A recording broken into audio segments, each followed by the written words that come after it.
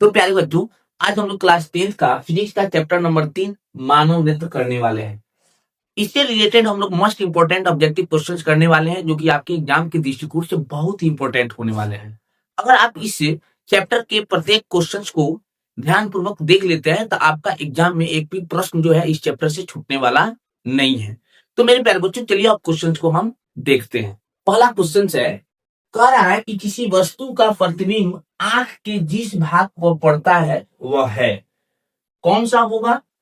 तो cornea, retina, पुतली, iris. तो रेटिना, ऑप्शन नंबर बी होगा। अब देखिए क्वेश्चन कह रहा है कि आंख व्यवहार होता है अवतल दर्पण की तरह, उत्तल लेंस की तरह, समतल दर्पण की तरह, इनमें से कोई नहीं। तो उत्तल लेंस की तरह, ऑप्शन नंबर बी होगा। अगला क्वेश्चन दिया हुआ है कि मानव नेत्र में किस प्रकार का लेंस पाया जाता है?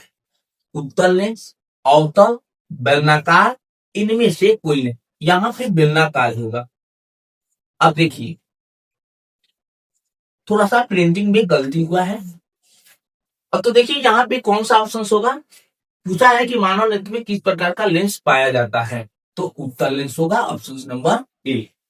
अब क्वेश्चन है कि मानव नेत्र में जो बिंदु प्रकाश के लिए बिल्कुल सुग्राही नहीं होता है उसे क्या कहते हैं? अंध बिंदु, पित्त बिंदु, दूर बिंदु, निकट बिंदु। तो अंध बिंदु, ऑप्शन नंबर ए होगा। अब क्वेश्चन दिया हुआ है कि मानव नेत्र जिस भाग पर प्रतिबिंब बनाते हैं वह होते हैं कार्निया, परिधारिका, पुतली, दृष्टिपटल। तो दृष्टिपटल होगा, ऑप्शन नंबर डी। अगला क्वेश्चन दिया हुआ है कि सामान्य नेत्र की रेटिना पर बनने वाला प्रतिबिंब होता है आभासी और सीधा, वास्तविक और सीधा, वास्तविक और उल्टा, आभासी और उल्टा।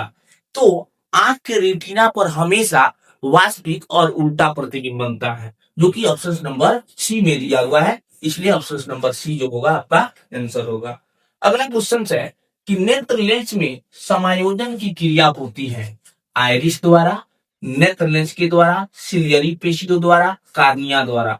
तो सिलियरी पेशियों द्वारा होता है, ऑप्शन नंबर सी। अब क्वेश्चन है कि पुतली के साइज को नियंत्रित करने वाला गहरा पेशीय डायफ्राम क्या कहलाता है? परितारिका, अभिनेत्र लेंस, नेत्र पटल, रेटिना। तो वह होगा परितारिका, ऑप्शन ए। अब क्वेश्चन है कि आंख की पुतली किस प्रकार कार्य करती है?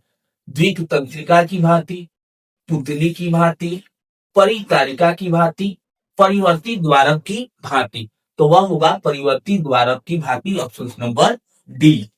अगला क्वेश्चन है कि कार्निया के पीछे एक संरचना होती है, उसे हम क्या कहते हैं? पुतली कहते हैं, नेत्र पटल कहते हैं, रेटिना कहते हैं, परितारिका कहते हैं।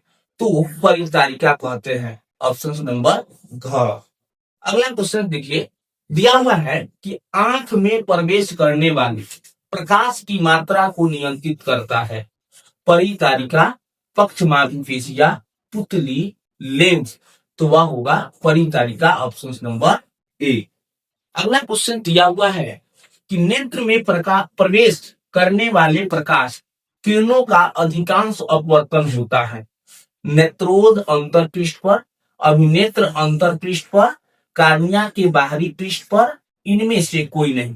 तो वह होगा कार्निया के बाहरी पृष्ठ पर, ऑप्शन नंबर सी। अगला क्वेश्चन है कि नेत्र गोलक का व्यास लगभग है 4 सीएम, 2.3 सीएम, 3.2 सीएम, 3.8 सीएम। तो 2.3 सीएम, ऑप्शन नंबर बी। अब देखिए अगला क्वेश्चन क्या कह रहा है? अगला क्वेश्चन कह रहा है कि जब प्रकाश अत्यंत चमकीला होता है तो पुतली बन जाती है बड़ी, सामान्य रहती है, छोटी बन जाती है, इनमें से कोई नहीं।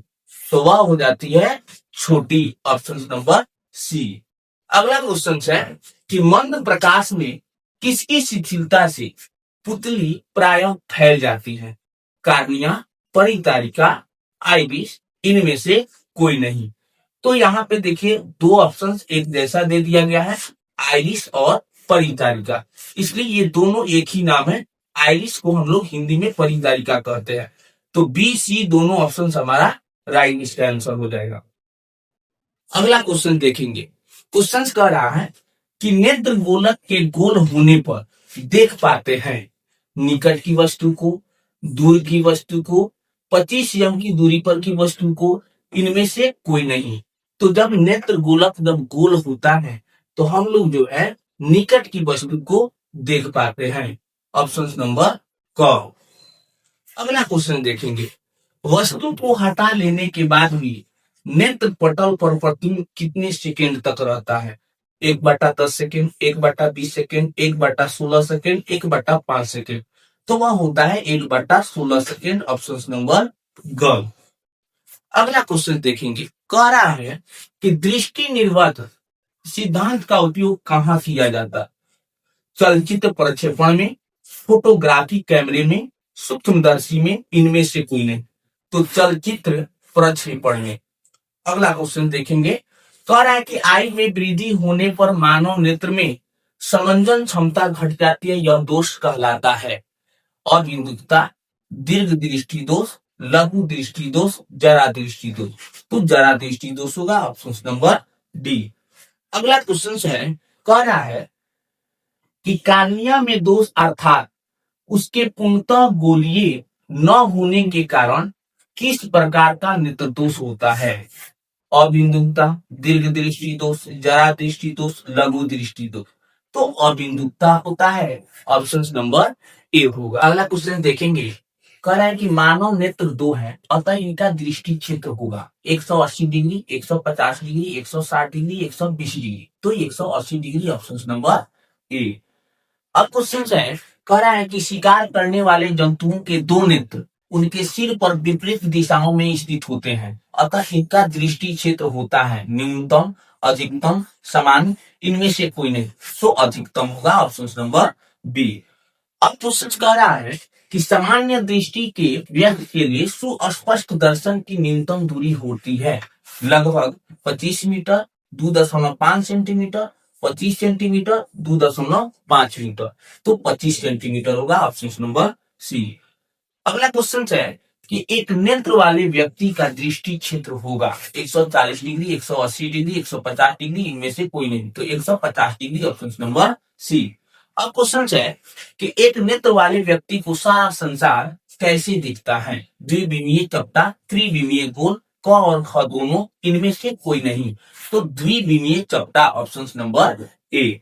अगला क्वेश्चन है कि हमारे दो आंख सिर पर स्थित है, अतः हमें वस्तु दिखता है द्विविमीय, त्रिविमीय, क और ख दोनों, इनमें से कोई नहीं। तो वह होगा त्रिविमीय। Option number B. अब क्वेश्चन देखिए। कह रहा है कि रेटिना प्रकाश को परिवर्तित करता है विद्युत ऊर्जा में, विद्युत सिग्नल में, वास्तविक प्रतिबिंब में, इनमें से कोई नहीं। तो वह होगा विद्युत सिग्नल में। Option number B.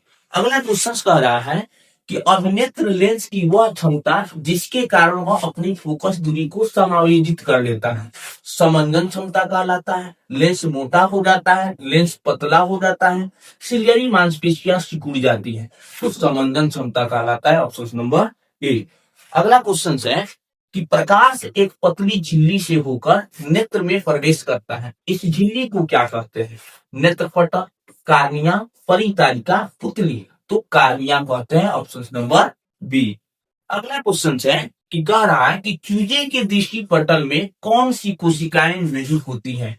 तो संसलगा कोशिकाएं, शंकु कोशिकाएं, ऊपर दिए दोनों, इनमें से कोई नहीं। तो संसलगा कोशिकाएं। Option number A. अब क्वेश्चन है कि अभिनेत्र लेंस की वक्रता में परिवर्तन किसके द्वारा होता है? आइरिस द्वारा, परितारिका द्वारा, पक्षमाभी द्वारा, इनमें से कोई नहीं। तो आइरिस द्वारा कि परितारिका द्वारा कि पक्षमाभी द्वारा, इनमें से कोई नहीं। तो पक्षमाभी द्वारा होगा। Option number C. अगला क्वेश्चन देखिए। कह रहा है कि पेशियों के शिथिल होने पर अभिनेत्र लेंस की फोकस दूरी लगभग होती है 3.5 सीएम, 2.5 सीएम, 4.2 सीएम, 2.7 सीएम। तो 2.5 सीएम। Option number B. अब क्वेश्चन है मोटर वाहन चलाने के लिए ड्राइविंग लाइसेंस निम्न में किन व्यक्तियों को दिया जाता है? जो वर्णांध है, जो वर्णांध नहीं है, क एवं ख दोनों, इनमें से कोई नहीं। तो किसको दिया जाएगा? जो वर्णांत नहीं होगा। Option number B. अगला क्वेश्चन देखेंगे, कह रहा है कि जब नजदीक की वस्तु को देखा जाता है तो अभिनेत्र लेंस की वक्रता त्रिज्या में क्या परिवर्तन होता है। फोकस दूरी बढ़ जाती है, फोकस दूरी घट जाती है, लेंस पतला हो जाता है, कोई परिवर्तन नहीं होता है। तो फोकस दूरी जो होती है यहाँ पे घट जाती है। Option number B. अगला क्वेश्चन देखेंगे, विद्युत सिग्नल किसके द्वारा मस्तिष्क तक पहुंचता है। दृक तंत्रिकाओं द्वारा, मांसपेशियों द्वारा, कचाव द्रव द्वारा, सामान्य स्नायु द्वारा। तो वह होगा द्विक तंत्रिकाओं द्वारा। Option number A. अगला क्वेश्चन है, कह रहा है कि रेटिना पर किसी वस्तु का उल्टा तथा वास्तविक प्रतिबिंब किसके द्वारा बनता है।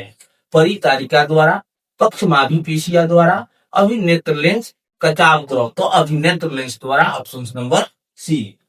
अब क्वेश्चन कह रहा है कि निम्नलिखित में से कौन नेत्र का रंगीन भाग होता है। कार्निया, रेटिना, परितारिका, पुतली। तो परितारिका। Option number C. अगला क्वेश्चन कह रहा है कि एक स्वस्थ आंख के लिए स्पष्ट दृष्टि की अधिकतम दूरी क्या होती है। 25 सेमी, 0, 250 सेमी, अनंत।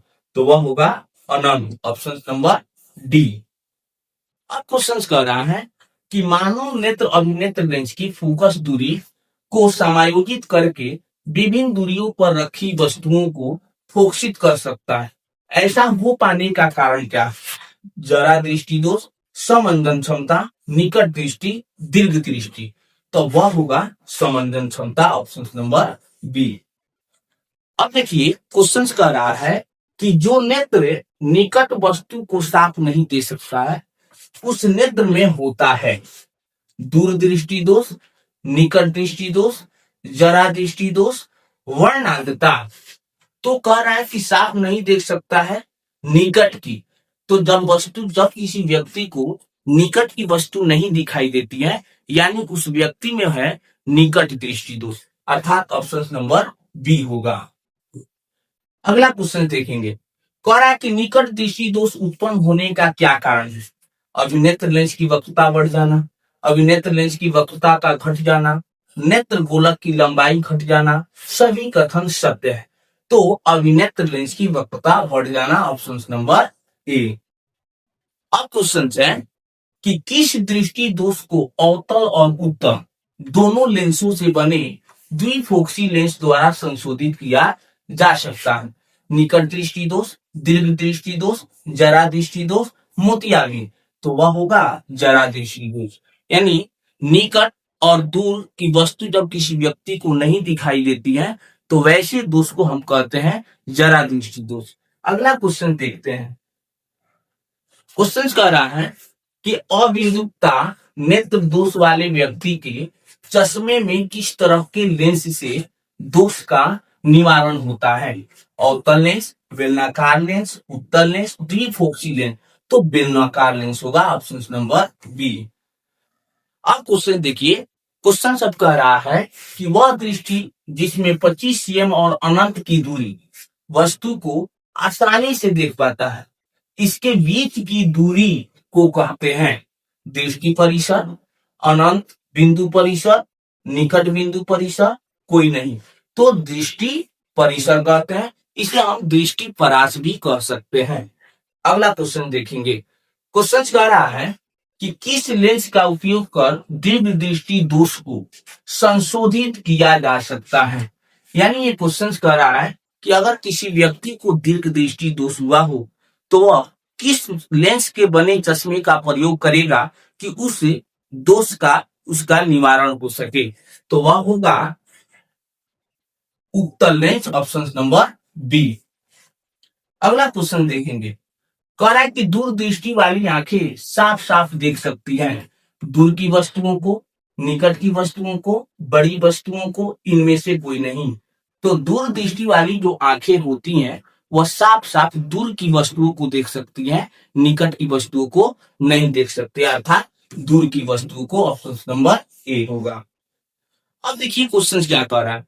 क्वेश्चन कह रहा है कि कभी कभी कुछ व्यक्तियों के नेत्र का क्रिस्टलीय लेंस दुधिया दुधिया तथा धुंधला हो जाता है, इस स्थिति को क्या कहते हैं? मोतियाबिंद, अंधापन, आंख की बड़ी बीमारी जिसका निवारण असंभव है, दीर्घ दृष्टि तो उसे हम कहते हैं मोतियाबिंद। ऑप्शन नंबर ए होगा।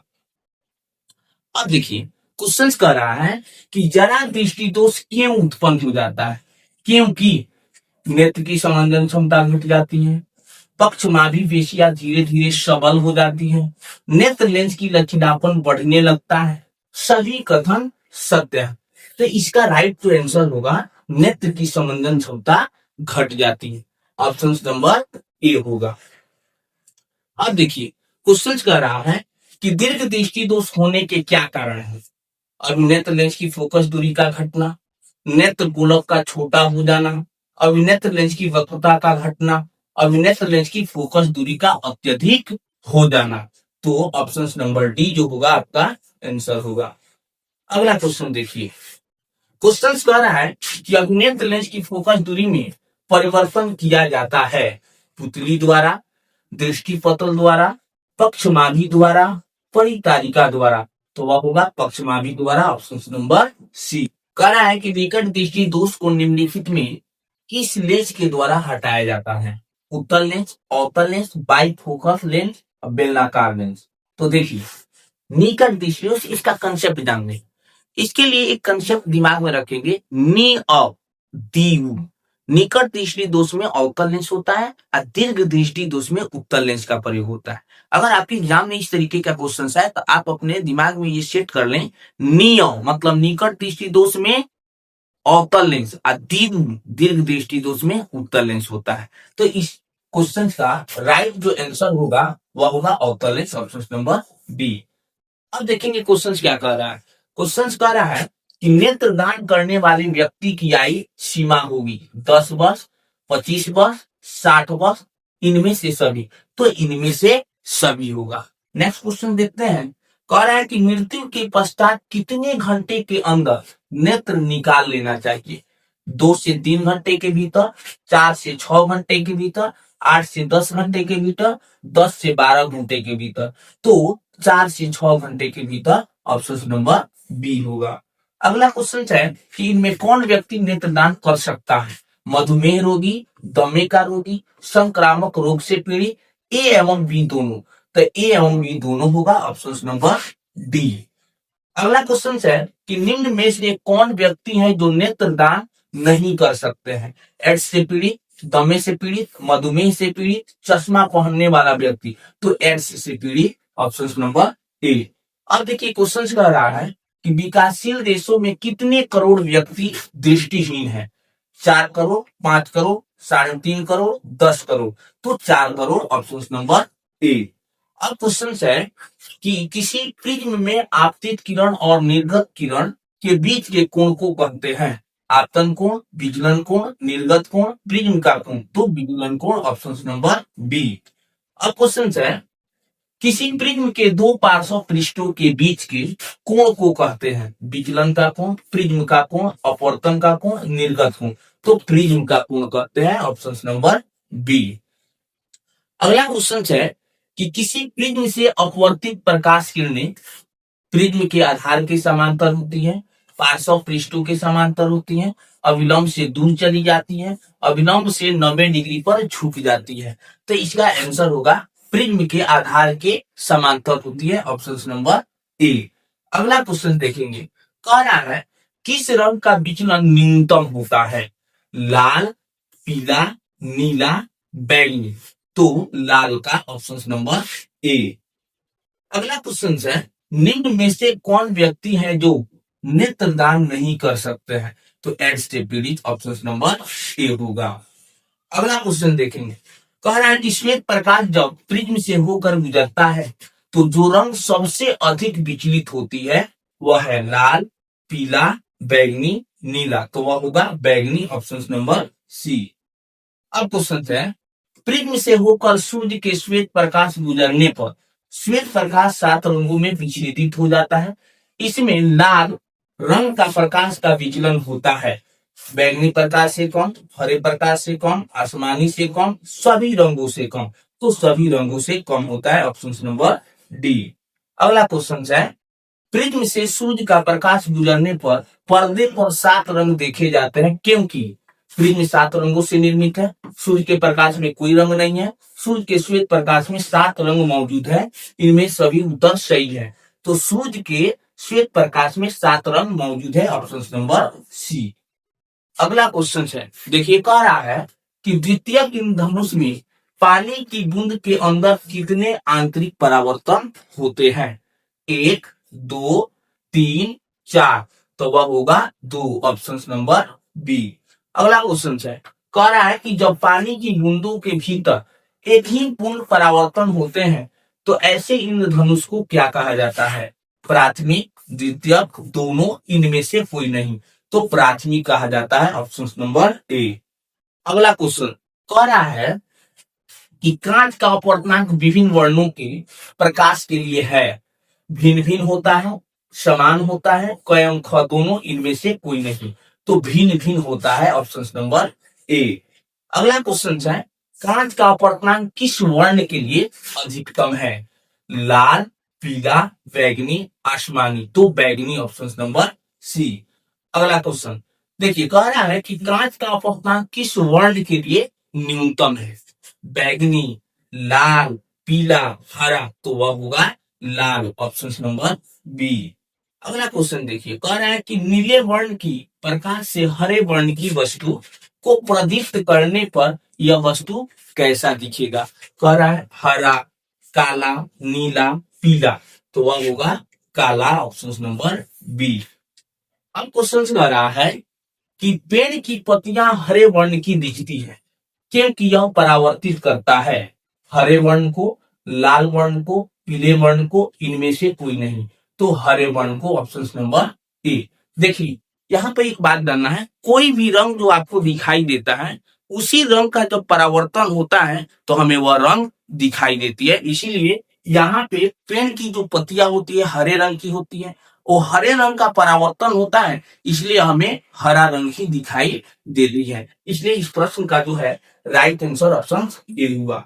अगला क्वेश्चन देखेंगे, कह रहा है कि लाल गुलाब को हरे प्रकाश में देखा जाए तो वह कैसा प्रतीत होगा? पीला, बैगनी, काला, नीला। वो काला, ऑप्शन नंबर सी।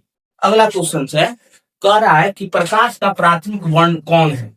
लाल, नीला, हरा, सभी। तो सभी होगा, ऑप्शन नंबर डी। अगला क्वेश्चन कह रहा है कि स्पेक्ट्रम प्राप्त करने के लिए किसका उपयोग होता है? कांच की सिल्ली, अवतल दर्पण, उत्तल लेंस, प्रिज्म। तो प्रिज्म का, ऑप्शन नंबर डी। अगला क्वेश्चन कह रहा है कि सूर्य के श्वेत प्रकाश 7 रंगों का मिश्रण है। प्रिज्म द्वारा इन रंगों को विभाजन को कहते हैं अवक्षेपण, विक्षेपण, परिक्षेपण, सभी कथन सत्य है। तो वह होगा विक्षेपण, ऑप्शन नंबर बी। अगला क्वेश्चन है, देखिए कह रहा है कि प्रिज्म से होकर गुजरने वाली श्वेत प्रकाश को एक पर्दे पर लिया जाए तो रंगों के बैंड को कहते हैं स्पेक्ट्रम, वर्ण विन्यास, फिग्यूरा, वर्णक्रम। तो वह क्या हो जाएगा? Spectrum, option number A. अगला क्वेश्चन देखिए, कह रहा है कि किसी अंतरिक्ष यात्री को आकाश कैसा प्रतीत होता है? काला, नीला, लाल, कोई नहीं। तो काला, ऑप्शन नंबर ए। अगला क्वेश्चन, जब प्रकाश वायु के कणों पर पड़ता है तो कणों के आवेश कंपन करने लगते हैं और कंपन से प्रकाश उत्पन्न होता है और सभी दिशाओं में फैलने लगता है। इस घटना को क्या कहते हैं? प्रकीर्णन, विकिरण, प्रकाश का विवर्तन, इनमें से कोई नहीं। तो वह होगा प्रकीर्णन, ऑप्शन नंबर ए। अब देखिए क्वेश्चन क्या कह रहा है, कह रहा है कि किस वर्ण का तरंग दैर्घ्य सबसे बड़ा होता है? लाल, नीला, पीला, बैगनी। तो लाल का होता है, ऑप्शन नंबर ए। अगला क्वेश्चन है कि कोलाइडिंग कणों द्वारा प्रकाश के प्रकीर्णन को कहा जाता है टिंडल प्रभाव, क्रिस्टल प्रभाव, क और ख दोनों, कोई नहीं। तो वह होगा टिंडल प्रभाव, ऑप्शन नंबर ए। अगला क्वेश्चन है कि अति सूक्ष्म कण किस तरह के प्रकाश को प्रकीर्ण करते हैं? लाल, पीला, नीला, बैगनी। तो नीला, ऑप्शन नंबर सी। अगला क्वेश्चन देखते हैं। कह रहा है कि टिंडल प्रभाव प्रकाश की कौन सी घटना को प्रदर्शित करता है? प्रकाश का परावर्तन, प्रकाश का अपवर्तन, प्रकाश का विक्षेपण, प्रकाश का प्रकीर्णन। तो प्रकाश का प्रकीर्णन ऑप्शन नंबर घ। तो अगर वीडियो आपको अच्छी लगी हो तो वीडियो को लाइक करें, चैनल को सब्सक्राइब करें और अपने दोस्तों के साथ इसे शेयर करें। फिर हम मिलते हैं नेक्स्ट वीडियो में नेक्स्ट टॉपिक के साथ।